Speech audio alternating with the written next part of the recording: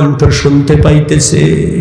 বাবা যেন তারে ডেকে বলে, ইউসুফ রে, ও আমার কলিজার টুকরার সন্তান, 3 মিনিটের আনন্দের জন্য সারা জীবনের জন্য জাহান্নামী হইও না, সারা জীবনের জন্য বেঈমান হইও না। 3 মিনিটের আনন্দের দরকার নাই, ঈমান রক্ষা করো।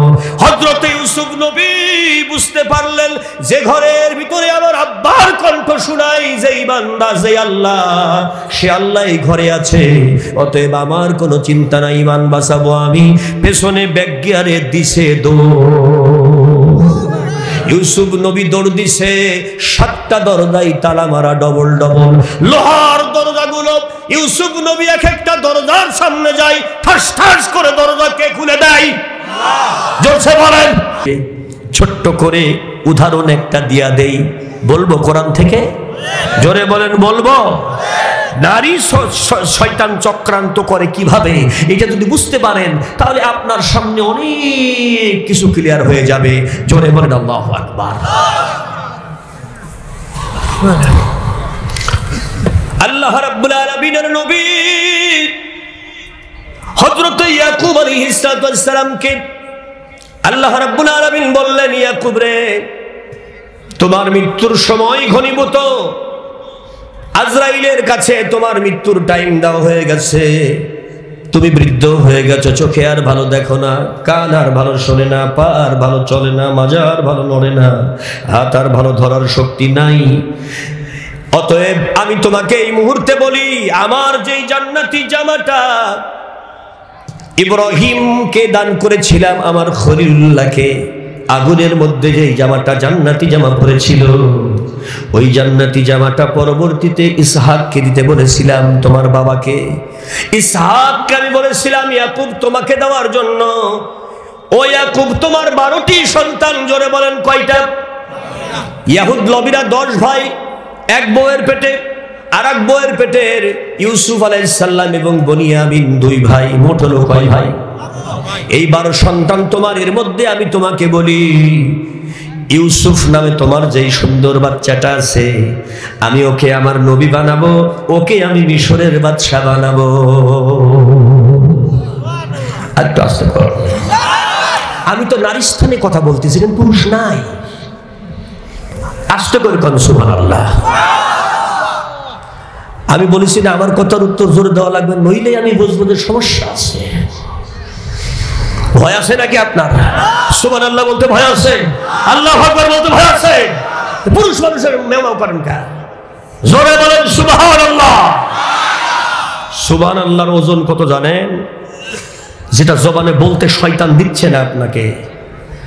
وعن أحمد بن أسكى بن محمد بن فضيل عن عمرة بن الكعكاء عن أبي زرعة عن أبي هريرة رضي الله تعالى عنه أنه قال كلمتان حبيبتان إلى الرحمن خفيفتان على اللسان ثقيلتان في الميزان سبحان الله بحمده وسبحان الله العظيم رواه البخاري رب كريم বলেন নবী গো, গুনাহগার উম্মতদেরকে গুনাহ নিয়ে টেনশন করতে নিষেধ করে দাও। কিয়ামতের কঠিন ময়দানে ওরা যদি আমার দায়িত্বে জান্নাতে যেতে চাই হিসাব ছাড়াই, তাহলে দুনিয়ার মধ্যে আমার প্রিয় 2টি কথা জবানে যেন বেশি কইরা গাই। ওই 2টি কথা জবানে উচ্চারণ খুবই সহজ, কিন্তু কিয়ামতের কঠিন ময়দানে আমি আল্লাহ, ওদিকে বিচার চলবে, আর ওই গুনাহগার বান্দার মিজানের পাল্লায় ওজনটা ভারী করাইয়া, ওর নেকির পাল্লা ভারী করাইয়া আমি আল্লাহ নিজেই দেব ওকে জান্নাতে পাঠাইয়া। ওই 2টা কথা হলো সুবহানাল্লাহি বিহামদিহি ওয়া সুবহানাল্লাহিল আযীম রাওয়াহুল বুখারী। জোরে বলেন সুবহানাল্লাহ, জোরে বলেন আল্লাহু আকবার। আপনি বুঝতে পারছেন না, তাফসীরের সামনে বসে আছেন আপনি। আল্লাহু আকবার শব্দটি এমন মারাত্মক শব্দ, যেই শব্দ ছাড়া আল্লাহর পৃথিবীতে কোনো ইবাদত নেই। আজান দিতে চাইলে কি বলবেন? আকামত দিতে চাইলে কি বলবেন? বাচ্চা জন্ম, একটা ছেলে একটা জন্ম হলো, তার কানে কি দেবেন? ডান কানে, বাম কানে? কোনো কথা নাই। আল্লাহু আকবার, এই ইকামত বলেন না, আজান বলেন, আল্লাহু আকবার দেওয়া লাগবে। একটা মুরগিও যদি জবাই করে হালাল বানাতে চান, তাইলে কি বলা লাগবে? আল্লাহু আকবার, বিসমিল্লাহ, আল্লাহু আকবার। এছাড়া তো আর কিছুই না। আপনি যদি জানাজার নামাজ পড়তে চান কি বলবেন? ঈদের নামাজ পড়তে চান কি বলবেন? জিহাদের ময়দানে যাইতে চান কি বলবেন? রুকু দিতে চান কি বলবেন? সেজদা দিতে চাইলে কি বলবেন? তাহলে আল্লাহু আকবার ছাড়া কোনো ইবাদত আছে?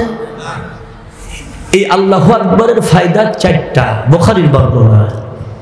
এজন্য নামাজ পড়ার সাথে সাথে বান্দার জীবনের গুনাহ মুছে দেওয়া হয়।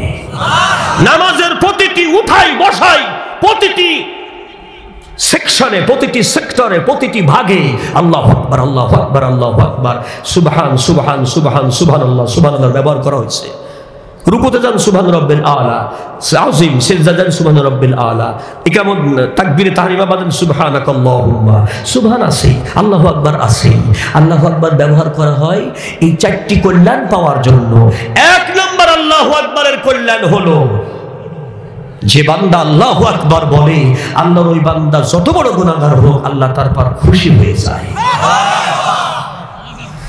আল্লাহর ওই বান্দা যদি আল্লাহু আকবার বলে, আল্লাহ পাক দেখে যদি তার বান্দার আমলনামায় গুনাহ ভরা আছে, রহমতের হাত দিয়ে গুনাহ মুছে দেয়। যদি দেখে যে ওর আমলনামায় সওয়াব নাই, আল্লাহ রহমতের হাত দিয়ে সওয়াব পূর্ণ করে দেয়। আর যদি দেখে শয়তানের ওয়াসওয়াসায় পড়ছে, আল্লাহ পাক শয়তানের হাত থেকে তাকে হেফাজত করে। জয় করে আল্লাহু আকবার। মনে করেন আপনি বিলের ভিতর দিয়ে গভীর রাত অন্ধকারের ভিতরে আসছেন, হঠাৎ করে জিন শয়তান আপনার সামনে এসে ভেলকিবাজি শুরু করল। সাথে সাথে বসে পড়বেন, বিশ্ব নবীর উম্মত আপনি, আখেরি নবীর উম্মত আপনি, সব নবীদের বাদশা যিনি, আমাদের নবী তিনি, আমাদের চাইতে মর্যাদাবান আসমান জমিনে কেউ নাই। সত্য কথা না মিথ্যা কথা? সাথে সাথে বসে পড়বেন, আপনি যেই হন, অজু থাক আর না থাক, হাতের গুড়ায় যা পাবেন, কাগজ যান, পাতা যদি পান, ঢেলা যদি পান, ধুলো যদি পান, ইট যদি পান, যাই পাবেন বসে পড়বেন। যত বড় জিনের বাদশা আপনার সামনে দাঁড়াক না কেন, বসে পড়ার সাথে সাথে হাতের মধ্যে যাবেন, যা পাবেন বিসমিল্লাহ বলে হাতে নিয়ে আল্লাহু আকবার বলে ছুঁড়ে মেরে দেবেন। ও যত বড় জিনের বাদশা হোক, কুত্তার মতো দৌড় দিয়ে থেকে যাবে, কারণ ওটা ক্ষেপণাস্ত্রের মতো ওকে আঘাত করবে। আল্লাহু আকবারের এই পাওয়ারের সামনে কখনোই কোন জিন শয়তান দাঁড়াইতে পারে না, মানুষ শয়তানও দাঁড়াইতে পারে না। জোরে বলো ঠিক কিনা? মানুষ শয়তানও দাঁড়াইতে পারে না, জিন শয়তানও দাঁড়াইতে পারে না। আমি কয়েকদিন আগে চাঁপাইনবাবগঞ্জ গিয়েছিলাম, গত 2 সপ্তাহ বেশি হবে, মানে মোটামুটি 15-16-17 দিন হয়ে যাবে, কানসাট এলাকায়। তো বর্ডারে মুদ খাওয়া মুদির লোকজন, কথা তো বুঝতে পারছেন তো, গরুর মুদ খায়। ওরা কি খায়? কথা পায় না, ওরা তো গরুর মুদ খায়, আর আমরা গরুর দুধ খাই। কথা কন না খায়, আর গরু জবাই করে খায়। জোরে বলেন আল্লাহু আকবার। মুদির লোকজন এসে বর্ডারে বলতেছে, জয় শ্রীরাম, বাংলাদেশ দখল করব, এরকম একটা ভাব তারা স্লোগান দিতেছে। মসজিদের ইমাম সাহেব আমাকে বলছে, হুজুর বুঝেছেন চাঁপাইনবাবগঞ্জের ভাষা? আমি দেখলাম ওরা যে জয় শ্রীরাম বলছে, হুজুর আমি কি ছেড়ে দেব?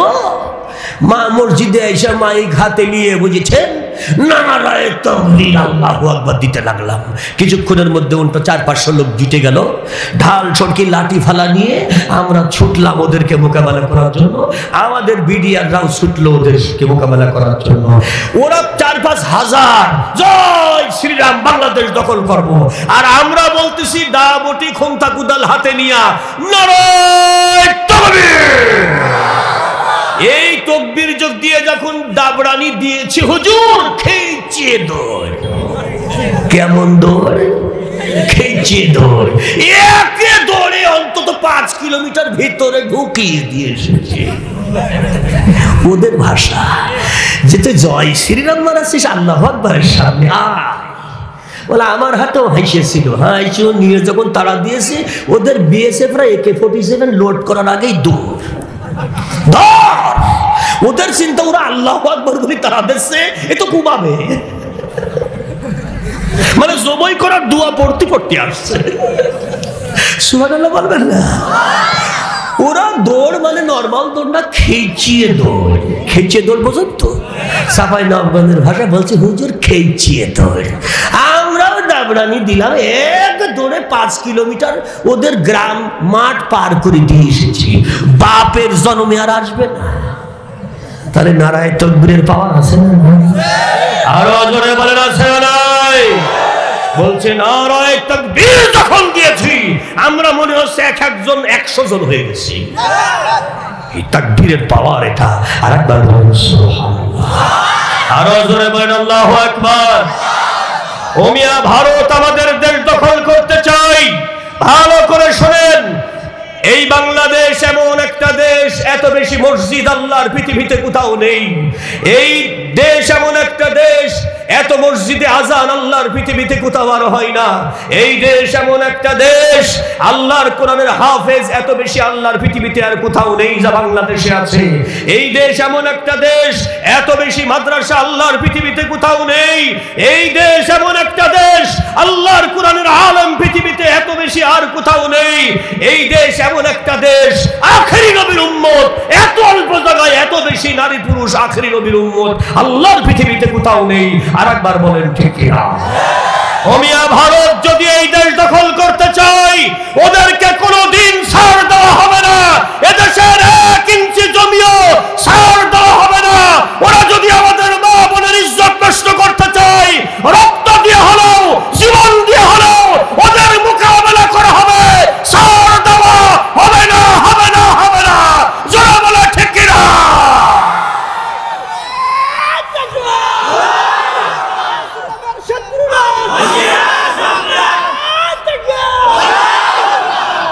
আল্লাহ কবুল করেন। তাকবীর দেন, নারায়ে তাকবীর।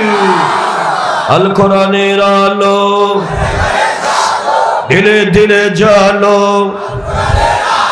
নারায়ে তাকবীর, লিল্লাহি তাকবীর। জিকির হবে লা ইলাহা ইল্লাল্লাহ, সবাই লা ইলাহা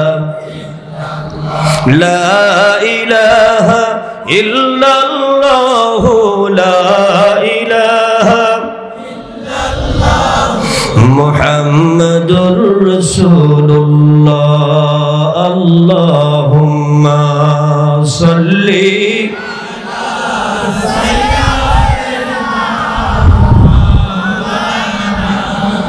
ওয়া আলা আলি সাইয়্যিদিনা মাওলানা।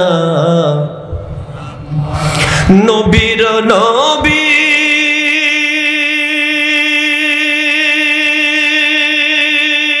খুঁজলে পাবি কোরআন পড়ে। আল্লাহু আকবার।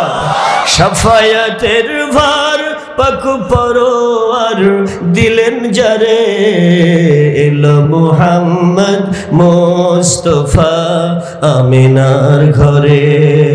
আল্লাহুম্মা সাল্লি আলা সাইয়্যিদিনা ওয়া আলা আলি সাইয়্যিদিনা।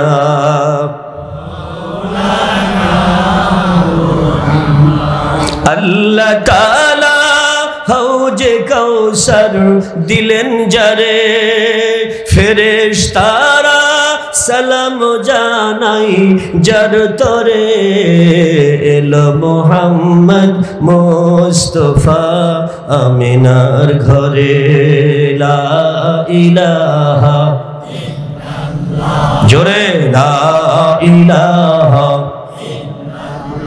লা ইলাহা ইল্লাল্লাহ, লা ইলাহা ইল্লাল্লাহ মুহাম্মাদুর রাসূলুল্লাহ সাল্লাল্লাহু।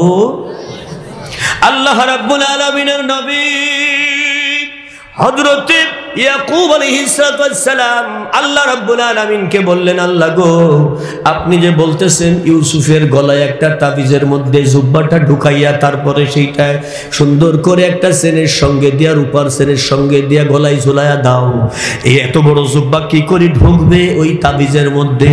আমার আল্লাহ বলে, ইয়াকুব, ওই তাবিজের মধ্যে ঢুকানোর দায়িত্ব তোমার, আর ঢুকানোর মতো ব্যবস্থা করার দায়িত্ব আমার।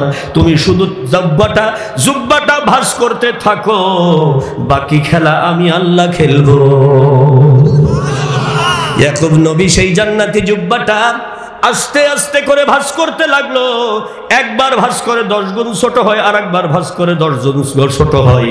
এইভাবে ভাঁজ যত করে আস্তে আস্তে ছোট্ট একটা মাদুলির মধ্যে ঢোকার মতো হয়ে গেছে।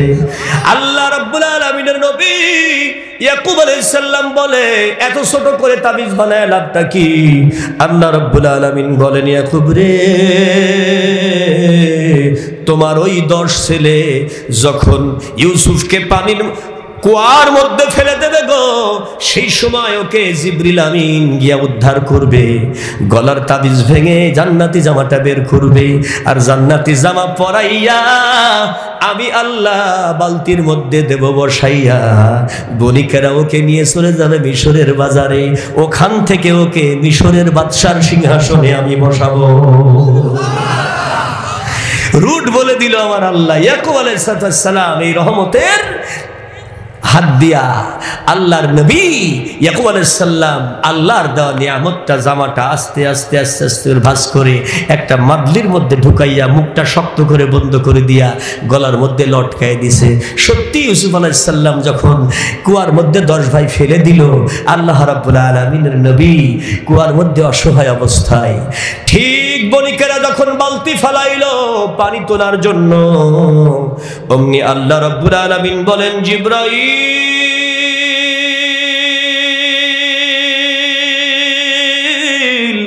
একটা মিনিট আর দেরি করো না, আমার ইউসুফ বড় বিপদের মধ্যে রয়েছে।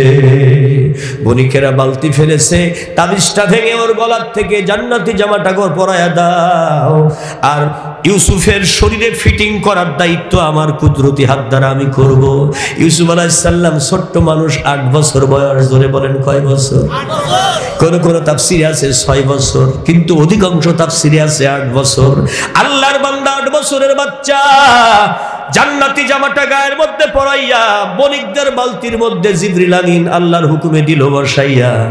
এবার বণিকদের দড়িতে যখন টান পড়েছে, বালতি ভরে গেছে, ওরা টেনে উপরে তুলে ফেললো।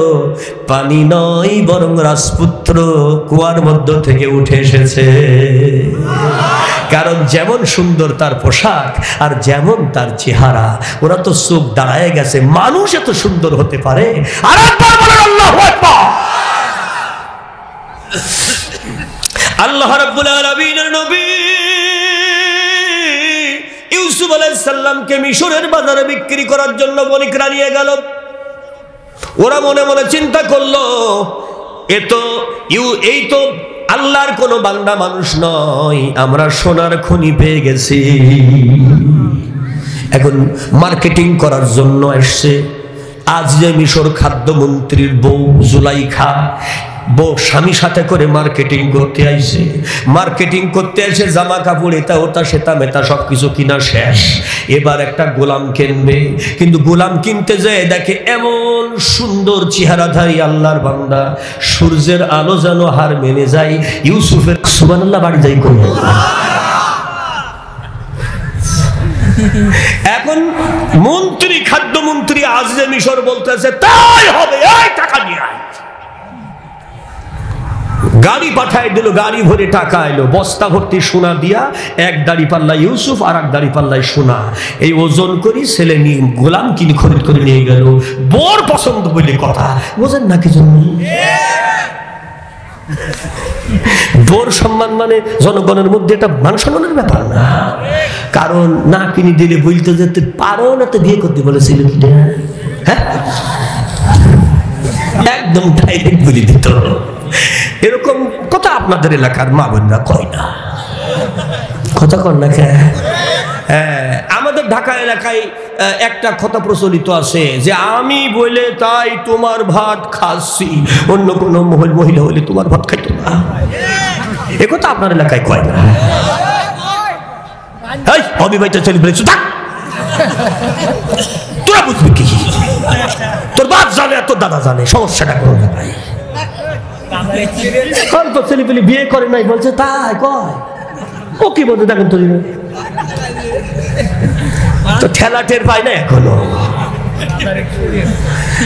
দিল্লির লাড্ডু খাও না এখনো? हाँ दिल्ली की लड्डू जो भी खाया वो भी पछताया, जो भी नहीं खाया वो भी पछताया। जोरे बोलें अल्लाहु আকবার। খারাপ লাগছে নাকি? আহা, খুব ভালো করে শোনেন। হযরত ইউসুফ আলাইহিস সালামকে কিনে নিয়ে গেল কিনা? আজ মিশরের স্ত্রী জুলাইখা। জোরে বলবেন না আল্লাহু আকবার। একদিন যাই, দুই দিন যাই, তিন দিন যাই। 8 বছরের গোলাম কিনেছে, এখন 16 বছর বয়স হয়ে গেছে, যুবক হইছে না হয় নাই? এত সুন্দর তার চেহারা, সূর্যের আলো তার কাছে হার মানায়। এইবার আস্তে আস্তে করে ওই মহিলার নজর পড়েছে ইউসুফের দিকে। স্বামী একটু এলাকার বাইরে গেলে ইউসুফকে ঘরে ডেকে নেব। জোরে বলেন আল্লাহু আকবার। স্বামী বাইরের কাজে গেছে রে। এইবার আস্তে করে কর্মচারীদেরকে বলতেছে, ওই যে ইউসুফ যাই, ওকে আমার ঘরে ডেকে নিয়ে এসো। প্রাসাদের 4র্থ তলায় 7 নাম্বার রুমে, যেই রুমে খাদ্যমন্ত্রী আর তার বউ থাকে একান্ত বেডরুমে, সেই ঘরের মধ্যে ইউসুফরে নিয়ে গেছে। আর একবার বলেন নাউজুবিল্লাহ। এবার জুলাইখা বলতেছে, বাইরের থেকে দরজাগুলোতে লাগাও ডবল ডবল তালা, আমার মনে বড় জ্বালা। এখন বাইরের থেকে তালা লাগাই দিয়ে কর্মচারীদের চলে যেতে বলেছে। আর একবার বলেন নাউজুবিল্লাহ। ইউসুফ নবী দেখতেছে, তাফসীরে কানের বর্ণনার মধ্যে এসেছে, এই জুলাইখা একটা একটা করে নিজের শরীরের কাপড় খুলতেছে। আস্তে আস্তে করে কাপড়গুলো খুলতেছে, অর্ধ উলঙ্গ প্রায় হয়ে গেছে।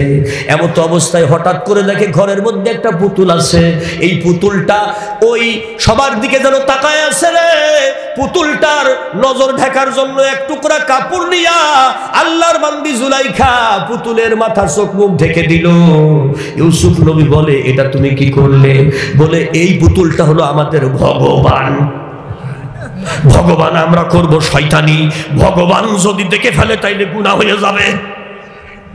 হায় রে ইমানদার, ভগবানের চোখ ঢেকে দিয়েছে যাতে ভগবান দেখতে না পারে, দেখলে গুনাহ হয়ে যাবে। কি জ্ঞান চিন্তা করছেন?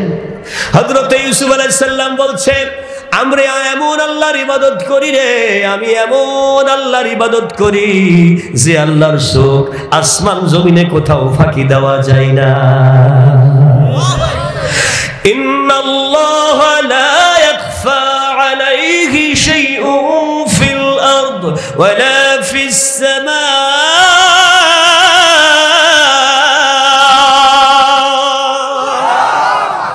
আসমান এবং জমিনে সূরা আল ইমরান প্রথম রুকুতে রব্বুল আলামিন বলে, আসমান এবং জমিনে এক যাররা পরিমাণ এমন কোন জায়গা নাই যেখানে আমার নজর ফাঁকি দেওয়া যায়। শুধু নজর না, আল্লাহর কানও ফাঁকি দেওয়া যায় না। বলেন ঠিক কি না? আমি যা বলি তা আমি শোনার আগে শোনে কে? আপনি শোনার আগে কে শোনে? লা ইয়ালফিযু মিন কাওলিন ইল্লা লাদাইহি রাকীবুন আতীদ।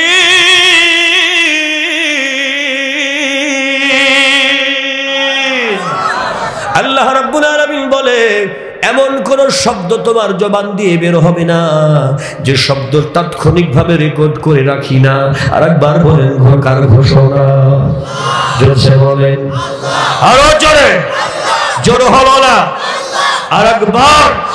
সে আল্লাহ বাংলাদেশে আছে তো? 2 হাত তুলে বলেন আছে। আল্লাহ কবুল করেন। জোরে বলেন আমিন। এই যে কিছু কয়দিন পরে তো জোর হলো না, আরো জোরে শুরু হবে। কতক্ষণ না? এই জন্য এখন একটু প্র্যাকটিক্যাল করাইলাম। জোরে বলেন সুবহানাল্লাহ। খারাপ লাগতেছে বাজান? হ্যাঁ, খুব খেয়াল করেন। হযরত ইউসুফ আলাইহিস সালামকে বলছে ভগবান দেখে ফেললে আমরা তো শয়তানি কাম করব, ভগবান দেখে ফেললে পরে মান সম্মানের ব্যাপার গুনাহ হয়ে যাবে না, সেজন্য ভগবানের চোখ দিলাম ঢেকে। ভগবান তাতে চোখ দিতে না পারে, পুতুলির মাথা ঢেকে দিছে।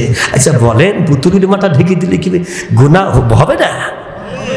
আহারে, আল্লাহর নবী ইউসুফ আলাইহিস সালাম ওই ঘরের মধ্যে অর্ধ উলঙ্গ মহিলা, আর তার দিকে আর তাকাইতে পারে না। উনি নজরটা বন্ধ করে মাটির দিকে চুপ করে দাঁড়ায় আছে, আল্লাহর বিধান মানছেন। জোরে বলেন, কার বিধান?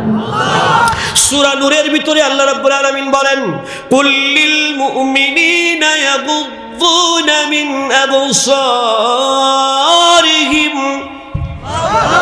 মুমিনদেরকে বলে দাও, ঈমান যদি বাঁচাইতে চায় তো অবশ্যই তারা পরনারীর শরীর দেখা থেকে যেন বিরত থাকে। আর একবার বলেন ঘোষণাকার। আবার অন্য আরেক আয়াতের মধ্যে আল্লাহ বলছেন, ওয়া কুল্লিল মুমিনাতি ইয়াগুদুদনা মিন আবসারিহিন্না। বলে দাও পরনারীদেরকে ওরা পরপুরুষের চেহারা দেখার থেকে যেন, দেহ দেখার থেকে, সৌন্দর্য দেখার থেকে যেন বিরত থাকে, নইলে ঈমান বাঁচবে না। দেখবেন আমাদের সমাজের মধ্যে কিছু মহিলাদের এমন স্বভাব থাকে, স্বামীর সামনে কোনোদিন ভালো কাপড়টা পরবে না, কোনোদিন একটা ভালো কাপড় পরবে না, কোনোদিন সাজগোজ করবে না। কিন্তু বাজারে যখন যাবে, মার্কেটে যখন যাবে, মনে করেন সিরাজগঞ্জ যাবে বা উল্লাপাড়ায় যাবে বা তারাশে যাবে, অথবা যে কোনো জায়গায় বড় কোনো মার্কেটিংয়ে যাবে, শহরে যখন যাবে, তখন যত রকমের মাখামাখি দরকার মাখবে, সাজবে, সব সাইডে দামি কাপড়টা পরে রাস্তায় বের হবে। তাও হাত ন্যাংটা হয়ে, পেট খালি, বুক খালি, কপালের পর এক নোকতা। এ আছে না নাই? এমন সাজা সাজে, মা কোনটা মেয়ে কোনটা বোঝা বিপদ। অটোওয়ালারা কয়, বড় আপা ছোট আপার সাথে কই নিয়ে ওঠে, আপা আপা আসেন আসেন আসেন, আপা আসেন। তখন আর ভাবি কয় না, চাচি কয় না, কয় আপা। কথা কন, এই সমস্যা আপনাদের এলাকায় নাই? হ্যাঁ, অটোওয়ালা কয় বড় আপা ছোট আপার সাথে করিয়ে ওঠে। খারাপ বলতেছেন? হ্যাঁ, দেখেন টাকা পয়সা আপনি ধান বিক্রি করে, জমি বিক্রি করে, মাছ বিক্রি করে, সব বিক্রি করে জিনিসপত্র কিনে দিয়ে মরবেন আপনি, আর দেখে মজা মারবে অটোওয়ালা। জোরে বলেন ঠিক কিনা? আমি এক অটোওয়ালাকে একদিন জিজ্ঞেস করলাম, ঢাকাতে এক এলাকায় যাচ্ছি, জিজ্ঞেস করলাম যে আচ্ছা আপনারা এই বড় বড় আয়না কি জন্য লাগান এই অটোর ভিতরে বলেন তো? বলছে হুজুর ভেতরে কারা কারা কি করছে তাই দেখার জন্য। ওরে সর্বনাশ, এই পরের বউ মেয়ে আপনার দেখে লাভটা কি? বলছে হুজুর বলেন কি, শুধু খালি দেখি না আরো ঠেকায়, কারণ ওরা পিছনে বসে কি করে তা না দিলে পারে সমস্যা আছে, ওই জায়গায় হাতাহাতি করে, হাত চালাচালি করে। জোরে বলেন নাউজুবিল্লাহ। এই সমস্যা আপনাদের এলাকায় নাই, ঢাকাতে আছে। জোরে বলেন নাউজুবিল্লাহ। কত বড় সমস্যা এবার চিন্তা করে দেখেন আমাদের দেশে।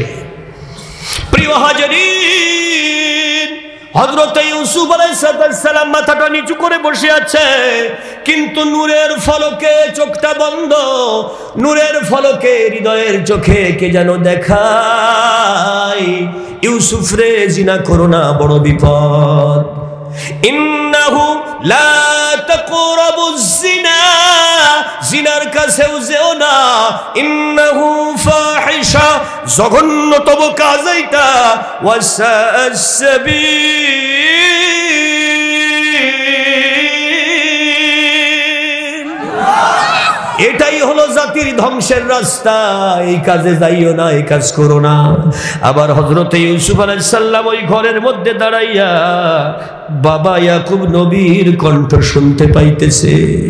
বাবা যেন তারে ডেকে বলে, ইউসুফ রে, ও আমার কলিজার টুকরা সন্তান, 3 মিনিটের আনন্দের জন্য সারা জীবনের জন্য জাহান্নামী হইও না, সারা জীবনের জন্য বেঈমান হইও না, 3 মিনিটের আনন্দের দরকার নাই, ঈমান রক্ষা করো।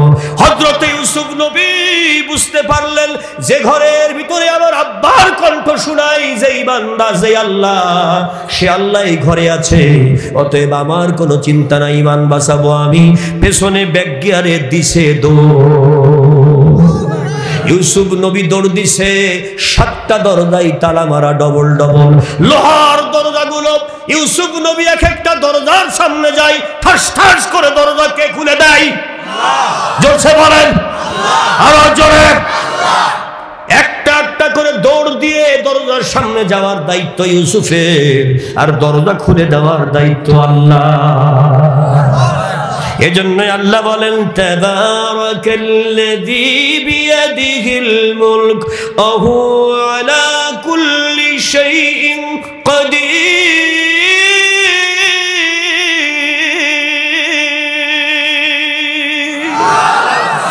অতীব বরকতশালী সেই মহান পবিত্র সত্তা, যার কুদরতি হাতের উপরে সমস্ত মখলুকাত সমূহ ঘুরতেছে।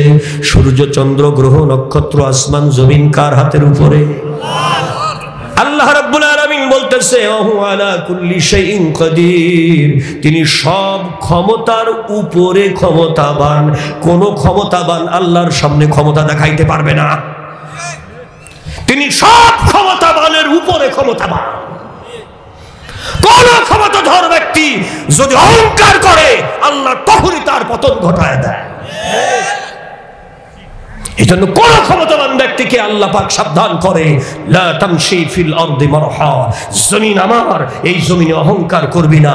অহংকার করবি তে মরবি। জোরে বলেন আল্লাহু আকবার। অহংকার করবি তে মরবি, সাথে সাথে আল্লাহ ধরে ফেলাবে। কারণ কি জানেন? মুসনাদ আহমদের মধ্যে একটি বর্ণনা রয়েছে, আলহামদুস সানাই ওয়াল আজমাতু ইজারি ওয়াল কিবরিয়াউ রিদাই। আল্লাহু আকবার। আল্লাহ রাসূল বলেন, সমস্ত প্রশংসার একক মালিক আমার আল্লাহ, আর অহংকার হলো আল্লাহর পোশাক, আর গর্ব হলো আল্লাহর চাদর। যদি কেউ অহংকার করে জমিনে, তাহলে সে আল্লাহর পোশাক ধরে টান দেয়। এত বড় বেয়াদব সে, আল্লাহর পোশাক ধরে যদি কেউ টান দেয়, আল্লাহ তখন তাকে আর বাঁচায় রাখে না, ছেড়ে দেয় না, তাকে সাইজ করে ফেলায় দেয়। আর একবার বলুন আল্লাহু আকবার। প্রিয় হাজিরিন, আল্লাহ রাব্বুল আলামিনের এই দুনিয়ায় হযরত ইউসুফ আলাইহিস সালাম দৌড় দিয়েছে, কিন্তু ইউসুফকে বলতেছে দাঁড়া, বাইরে তালা, আমার মনে জ্বালা। আর আল্লাহ বলছে ইউসুফ তুই পালা। ইউসুফ পালাইতেছে, পেছন থেকে মহিলা হাতা মেরে তার জামা ধরেছে, জামা ছিঁড়ে যাইতেছে। ইউসুফ ব্রেক দেয় নাই, উনি এক একটা দরজার সামনে যায়, ঠাস ঠাস করে লোহার দরজা আল্লাহ ভেঙে দেয়। জোরে জোরে বলেন আল্লাহর ক্ষমতা আছে না না? খারাপ লাগছে? আরো জোরে বলেন খারাপ লাগছে? আরো জোরে বলেন খারাপ লাগছে? মনে রাখবেন, এই পৃথিবীর এই জমিনটা মারাত্মক, মারাত্মক। আমাদের দেশে এক অহংকারী শয়তান ছিল, তার নাম সালমান এফ রহমান। বাংলাদেশের সবচাইতে বড় ধনী আছে না? সালমান এফ রহমান, আমি নামটা বলেই দিলাম। আমার মসজিদের সামনে সে ধরা পড়লো সদরঘাটে। যত শয়তানি লুটপাট, সিটপাট, টাকা লুট, বাংলাদেশের বহু হাজার কোটি সম্পদ সে লুট করেছে। আর একবার বলেন ঠিক না? আমি সদরঘাট কেন্দ্রীয় মসজিদের খতিবের দায়িত্ব পালন করি আজকে 23 বছর। আইনমন্ত্রী আর সালমান এফ রহমান, এই দুই শয়তান ধরা পড়েছে আমার মসজিদের সামনে। জোরে করে আল্লাহু আকবার। এখন নৌকায় চড়ে দুইজন চলে যাচ্ছে। কিসে চড়ে? বুড়িগঙ্গা পার হয়ে কোথায় তারা আত্মগোপনে যাইতে চাইতেছে। কিন্তু হঠাৎ করে কোন এক আল্লাহর বান্দা আইনমন্ত্রীকে চিনে ফেলে বলতেছে, এই শয়তান, এই তুই কোনে যাচ্ছিস? তোর মতো শয়তানের কারণে হাজার হাজার আলেম জেলখানায় আইনের পেছে ফেলাইয়া জেলখানায় ঢুকায় রাখছিস। তুই যাচ্ছিস কোনে? কলার ধরে বলছেন নামিয়াই। আপনি কি বলেন? নৌকার থেকে নামাইয়া সদর ঘাটে তুলে নিয়ে এসে জামাই আদর করছে, মোরগা জবাই করে খাওয়াইছে না পিটাইছে? এই যে বক্সিং আরাম বলছো তো থামে না, গণপিটানি। জোরে বলেন আল্লাহু আকবার। মুয়াজ্জিন সাহেব আমাকে বলছে, হুজুর নিচে খেলা আরম্ভ হয়ে গেছে, আপনি তাড়াতাড়ি নামে দেখেন। আমি দোতলার বেলকুনিতে এসে দেখি যে হ্যাঁ সকল মিলে পিটাচ্ছে একজন কিটা রে। আর পরে দেখলাম যে আইনমন্ত্রী, যত বেআইনি কাম করছে এই বেটা। আর একবার বলেন নাউজুবিল্লাহ। নিরপরাধ মানুষদেরকে অপরাধী সাজাইয়া বানাইয়া আইনের কাছে ফেলাইয়া জেলে ঢুকাই দিচ্ছে। জোরে বলেন এই কাজ করে নাই? করছে। তো বক্সিং প্র্যাকটিস চলতেছে গণ ধুলাই, কি যে কোন জায়গায় মারছে তার কোনো ঠিক নাই রে ভাই। মাঝে মাঝে সিক্রেট জায়গায় বসাচ্ছে। সিক্রেট জায়গা বোঝেন তো, সিক্রেট জায়গায় বসান দিচ্ছে। তাই আমি আর দেখে দেখে সহ্য করতে পারলাম না। আর একজন বলতেছে খালি হাতে মারি কি হবে, লাঠি নিয়ে আয়। নৌকার ভিতর থেকে এরকম গজারি এরকম সাইজের লাঠি নিয়ে এসা পাত থেকে মাথা পর্যন্ত গোটা কয়েক বাড়ি যখন দিছে তখন বলতেছে ও মা ও মা ও মা। এই ওমা ওমা শব্দ করতেছে। একজন বলতেছে মা ডাকিস কে? মা বহু আগে চলে গেছে, এবার তুই আল্লাহ ডাক। কাকে ডাকতে বলবে? আল্লাহ ডাক। কিন্তু ও তো নাস্তিক, ও আল্লাহ জীবনে আল্লাহ ডাকতে পারে না। নাস্তিক তো আল্লাহকে বিশ্বাস করে না। আরেকবার বলে ঠিক কিনা? শেষ পর্যন্ত মার যখন বাড়ি গেছে তখন বলে ফেললো খালি আমার বাড়িসকে। দরবেশ বাবা নৌকার মধ্যে বসে আছে। দরবেশের নাম বলে দিয়েছে। যেই দরবেশের নাম বলে দিছে আর কোথায় যাবো, ওকে ছেড়ে দিয়ে কিছু লোক ধরে রাখছে, বলে চল ধর দরবেশের। যাই দেখে দরবেশ নাই, ক্লিন শেপ, মাথায় গামছা বাঁধা, সিরা গেঞ্জি পরনে, লুঙ্গি পরনে, বৈঠা বগলে নিয়ে মাঝি ভাই একদম নৌকার মাথায় বসে আছে। আর একজন বলছে হ্যাঁ রামজাদা নাটক, তো চিনতে পারবো না। গামছা পেঁচ দিয়েই বলছে নামিয়ে আয়। নামিয়ে আসার পর ওইটারও দেশে বসান। বলেন আল্লাহু আকবার। ওমিয়া বাংলাদেশের সবচাইতে ধনী, হাজার হাজার লক্ষ কোটি টাকার মালিক, এদেশের সবচাইতে বড় শিল্পপতি, প্রধানমন্ত্রী, প্রেসিডেন্ট, যার কথায় ওঠে আর বসে, শিয়ার বাজার আস্ত জায়গায় খেয়ে ফেলাইছে। এই বেটাকে এখন পিটাইতেছে সদরঘাটের ঝাড়ুদার আর পাহারাদার। এই ঝাড়ুদারের হাতে ঝাড়ার পিটান খাইতেছে। আল্লাহ যে সব ক্ষমতার মালিক, এর চাইতে বড় প্রমাণ আর কি হইতে পারে? কথাটাকে বোঝা যায়? যার প্রধানমন্ত্রীর চাইতে যার পাওয়ার বেশি, ওরে বাপ, এত অহংকার। এমন কোন ব্যাংক নাই যে ব্যাংকের টাকা হারামজাদা লুট করে নাই, অথচ তার অহংকারের জ্বালায় পা ফেলতে পারে না। মার্সিডিজ বেঞ্জ গাড়িতে চলে, 5 কোটি 7 কোটি টাকা দামের গাড়ি। প্রিয় হাজিরিন, অহংকার করে বান্দা যেদিন সেদিন মরে। আর একবার বলেন ঠিক কিনা? ইউসুফ নবী 7টি দরজা পার হয়ে গেল, দরজাগুলো খুলে দিল কে? রাখে আল্লাহ, মারে কে? মারে আল্লাহ, রাখে কে? হযরত ইউসুফ নবী যখন সিঁড়ি দিয়ে নিচে নেমে যাবে, এমন সময় খাদ্যমন্ত্রী আজিজা মিশর উপরে আসতেছে, বোর ঘরে, বউয়ের ঘরে আসতেছে। রে এত দৌড়াদৌড়ি কিসের জন্য? কি হয়েছে এখানে? দেখেন এই মহিলার সঙ্গে সঙ্গে তার চেহারা পরিবর্তন করে ফেললো।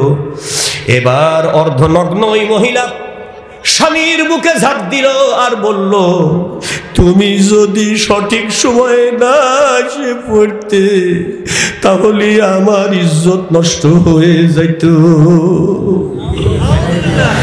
কি কাটাকাটি করতেছে, হাউমাউ করে চোখের পানি ছেড়ে দিল। দমকল ফিট করাই থাকে, চোখের পানিতে স্বামীর বুক ভাসে যাচ্ছে।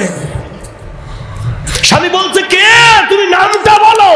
বলো ও ইউসুফ, ও ইউসুফ। ইউসুফ, হযরত ইউসুফ নবীর নাম বলে দিল যে ইউসুফ আমার চরিত্র নষ্ট করতে গেছিল, তুমি সময় মতো আসি পড়িছো, তাই বেঁচে গেলাম। হযরত ইউসুফ নবী তো একদম বুবা হয়ে গেছে। বলে কি এই মহিলা? জাগাই দিগবাজি মেরে দিল। এটার নাম নারী শয়তান। আর একবার বলেন এটার নাম কি শয়তান? নারী শয়তান। এবার নারী শয়তানের জালে পড়ে গেল। স্বামী বলতেছে অ্যারেস্ট করো, জেলে ঢুকায় দাও। কোনো বিচার নাই, কোনো আচার নাই, কোনো সাক্ষী নেওয়া নাই, কোনো প্রমাণ তালাশ করা নাই, ডাইরেক্ট ধরো আর জেলের মধ্যে ঢুকায় দাও। হযরত ইউসুফ নবী কিছু বলা আগেই তাকে জেলখানায় আসার দিয়ে ফেলে দেওয়া হলো, গহীন জেলখানার কূপের ভিতরে। কিন্তু ওই বারান্দায় একটা বান্দির বাচ্চা দোলনার মধ্যে খেলা করতেছিল। তাফসীরে কারের ভিতরে বর্ণনা, সেই দোলনার মধ্যে খেলা করা 8 মাসের 7 মাসের বাচ্চা বলে, ওগো আজিজে মিশর, অন্যায় ইউসুফ করে নাই, অন্যায় করেছে তোমার বউ। এই 8 মাসের বাচ্চার জবানে কথা বলাই কে? সে আল্লাহ বাংলাদেশে আছে। প্রিয় হাজারিন, মনে রাখবেন এই জমিন আমার আল্লাহর। এই জমিনে কেউ যদি আল্লাহর সঙ্গে দেয় পাল্লা, আল্লাহ সাইজ করবে তার কাল্লা। জোরে বলেন সুবহানাল্লাহ।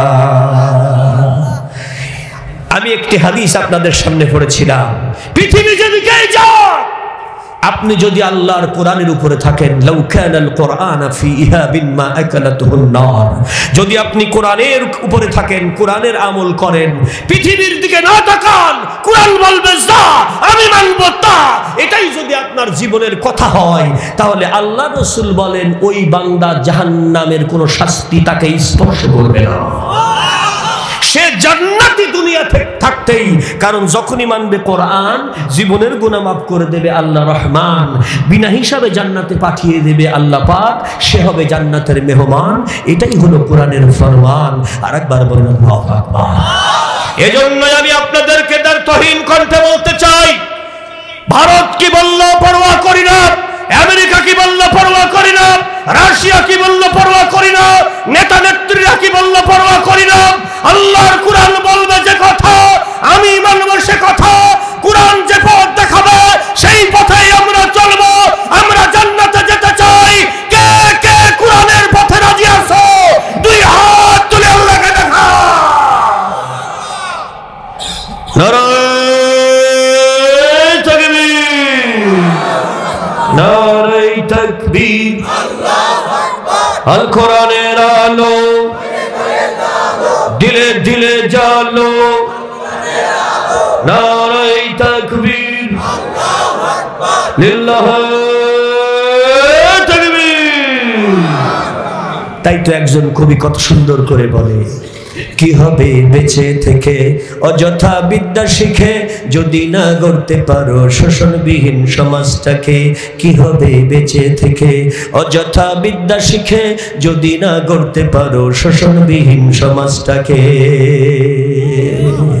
কি হবে আলেম হয়ে ইমাম সেজে এই দেশেতে, কোরআনের সত্য কথা যদি না কও বুক ফুলিয়ে। কি হবে ইমাম সেজে আলেম হয়ে এই দেশেতে, কোরআনের সত্য কথা যদি না কও বুক ফুলিয়ে। চাকরির ভয় করো যদি ছেড়ে দাও ওই নগদী, কি হবে ধোঁকা দিয়ে দেশবাসীকে। কি হবে বেঁচে থেকে অযথা বিদ্যা শিখে, যদি না গড়তে পারো শোষণবিহীন সমাজটাকে। কি হবে পুলিশ হয়ে আর্মি হয়ে এই দেশেতে, যদি না রুখতে পারো সীমাহীনে দুর্নীতিকে। কি হবে পুলিশ হয়ে আর্মি হয়ে এই দেশেতে, যদি না রুখতে পারো সীমাহীনে দুর্নীতিকে।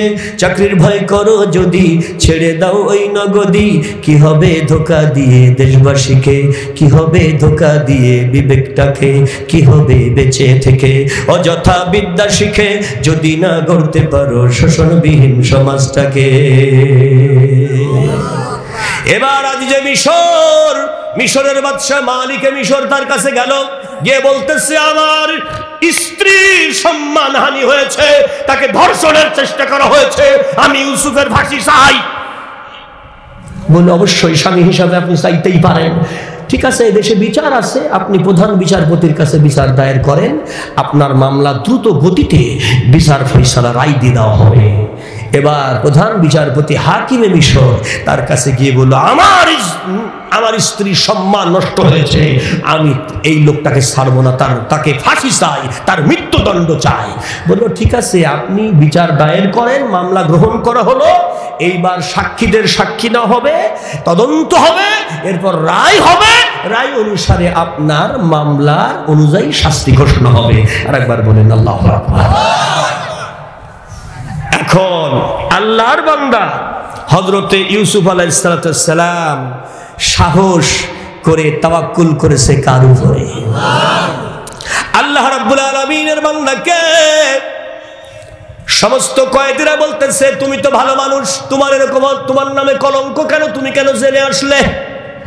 হযরত ইউসুফ নবী বলে, লা ইউসিবানা ইল্লা মা কাতাবাল্লাহু লানা ওয়া মাওলানা ইন্নাহু হুয়াস সামিউল বাসীর।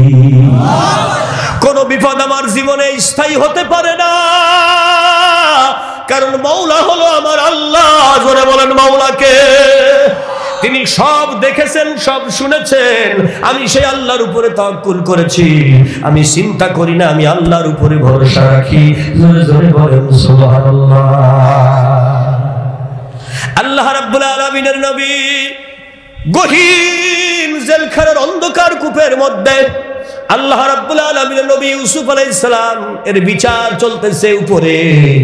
হাকিম বলতেছে, কোনো কথা নয়, যে সমস্ত মানুষগুলোর সঙ্গে জড়িত আছে সবাইকে ডাকো। এই 16 বছরের যুবক ছেলেকে সুন্দরী জুলাইখার ঘরে 4th তলায় 7 নম্বর রুমে কারা কারা ডেকে নিয়ে গেছে। এই 16 বছরের টকবগে যুবককে কে নিয়ে গেছে বোর ঘরে, সেই লোকগুলো এদিকে আমার কাছে দাঁড় দাঁড় করাও, আমি শুনতে চাই। এইবার সাক্ষীদেরকে চাকর বাকর যারা ডেকে নিয়ে গেছে তাদেরকে লাইন ধরে সিরিয়ালে দাঁড় করানো হলো।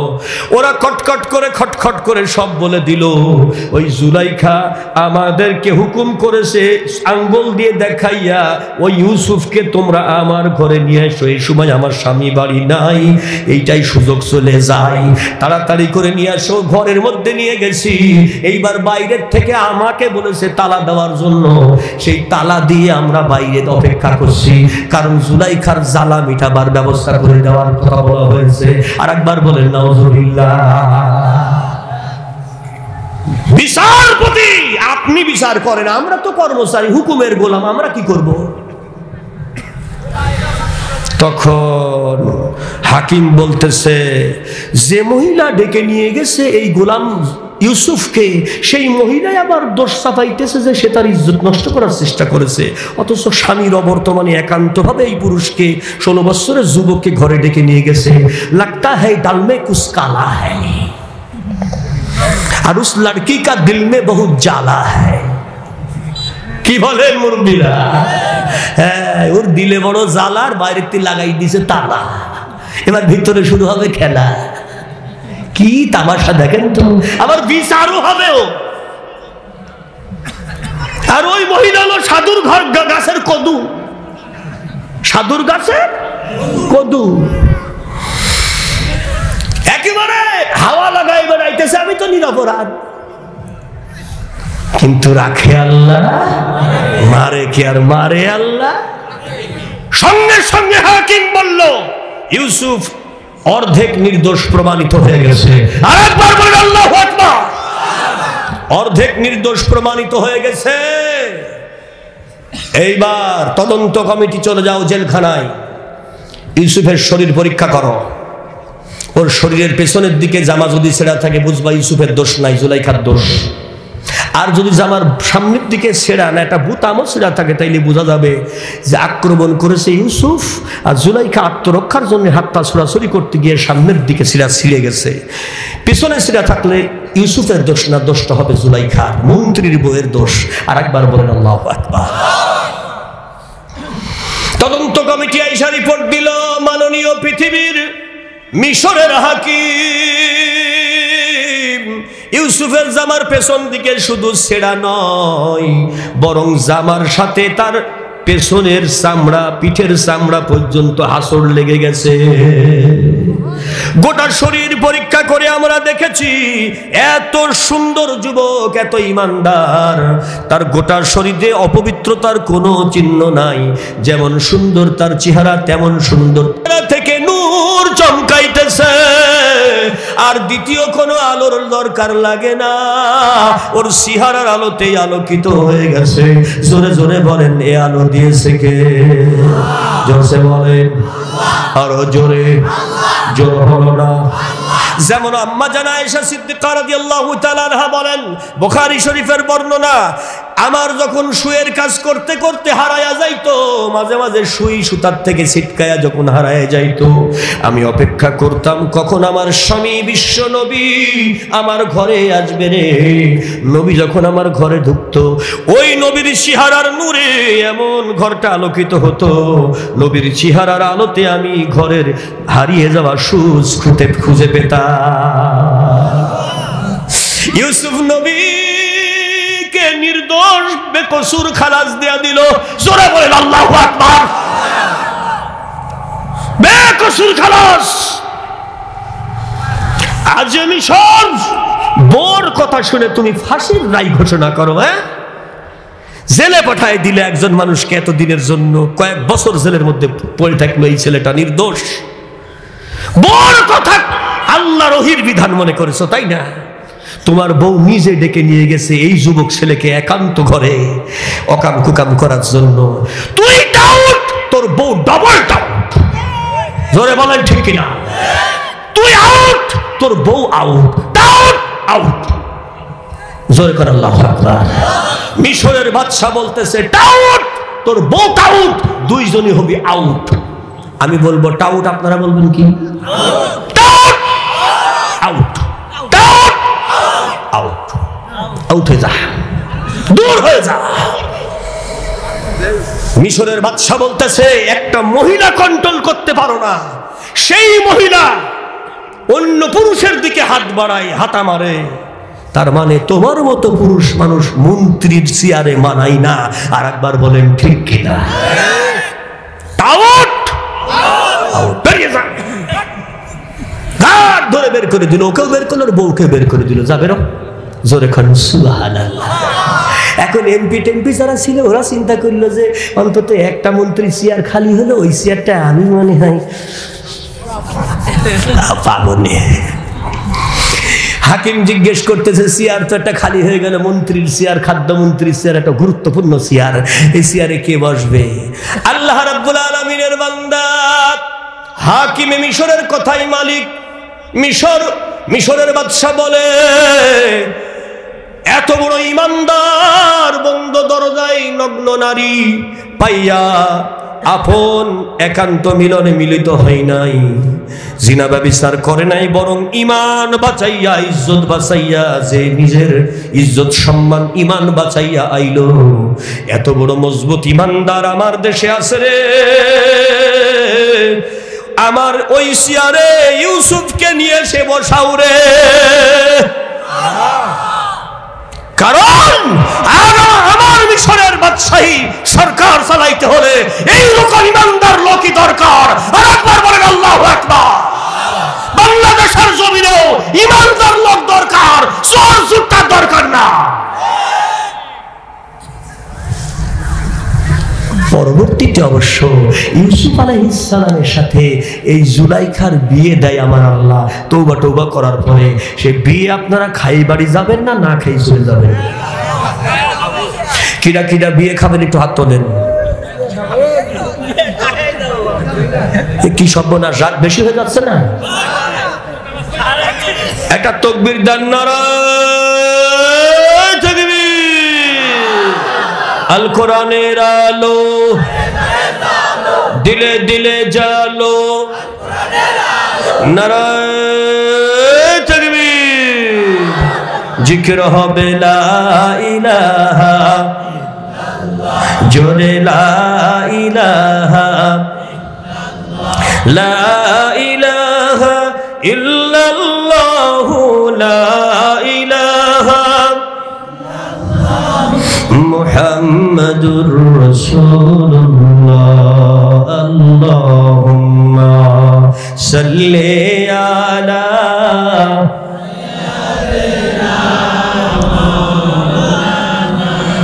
ওয়া আলা আলি সাইয়্যিদিনা মাওলানা খোলাফায়ে রাশেদার সোনালি দিন কেন যে ফিরে আর আসে না, সকলে পেতার অধিকার কেন যে প্রাণ খুলে হাসে না। আল্লাহুম্মা সাল্লি আলা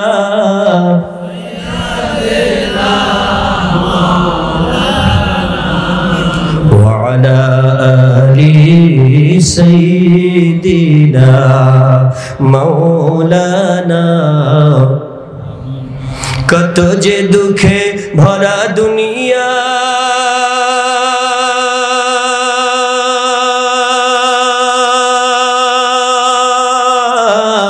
আর যে পারি না সহিবার, ও জিও চারিদিকে অন্যায় অবিচার,